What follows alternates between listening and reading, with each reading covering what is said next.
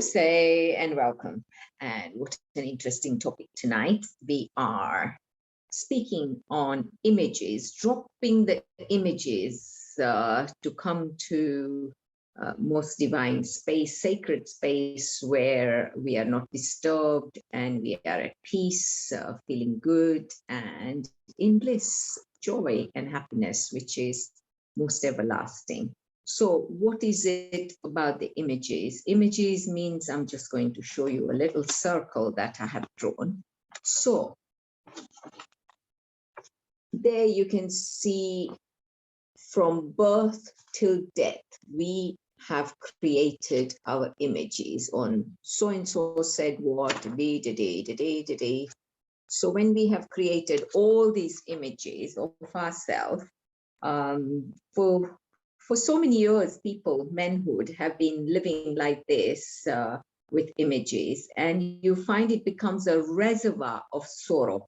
And when it becomes a reservoir of sorrow, we lose our authenticity from here. And the life is like full of ignorance and just full of ego circus, misery, contaminated mind. So what makes that happen? So in many relationships that we go flowing in and out, we are constantly like not in harmony with it, and we are not settling in it. We don't know how to work it. So we have to look closely with that. There is also habits there. There is insensitivity there, addictions, past, future confusion, struggle, hatred and war, security and comfort we are looking for all the time, status, likes and dislikes. So everything that has come from our identity. And what and so someone said, I'm like this, I'm like that, I'm like this, and we get so disturbed by all that. And every time someone says something, we are creating our image.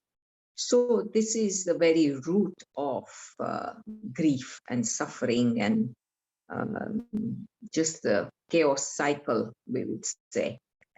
We kind of not think that this is not me. We have to now start saying, this is not me.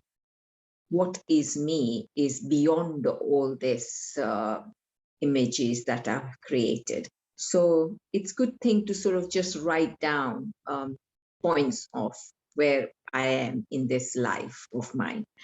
And we can only do this when we are alone, of course, or most of the time, as some of the masters says, that when we live our entire life in company after company after company, we don't even do this homework, and we go back with all these images in that circle, and we never empty ourselves.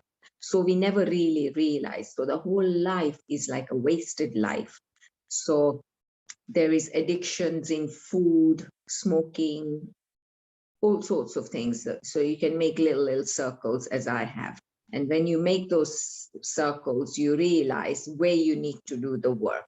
So where you need to do most work should be at the top, right there. So then you know that once I worked on that, I move down, I move down, I move down. So anger and greed and over security, some relationships, people are jumping in because they just need to be so secure. So all these things that we have to closely look at and say, I'm not going to do this now, and I'm going to work on that. And little by little, when we start ticking it, we find we are emptying this circle that should be empty, but we have filled it up. So as soon as we start dropping and emptying this circle, we find we come to no image at all. And that is where there is no pain, because we have transcended, we have gone and transformed ourselves into who we truly are.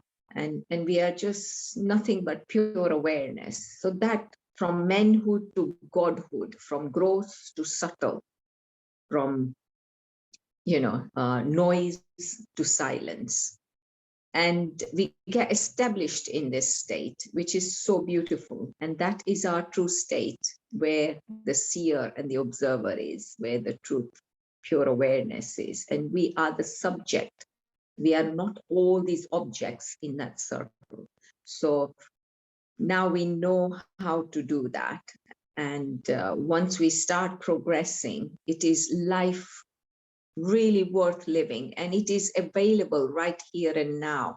It is so simple. If every person took responsibility and started working on this, the whole world, can you imagine if every person walked in with that full moon light?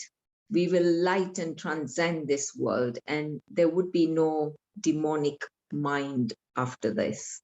So let us put a little bit of effort into this and start working on our self-image that we have created. Start dropping, because it does affect, we can't even let our children grow up sometimes, the little ones, and we want to mold them in a specific way when they have come to mold in their own way.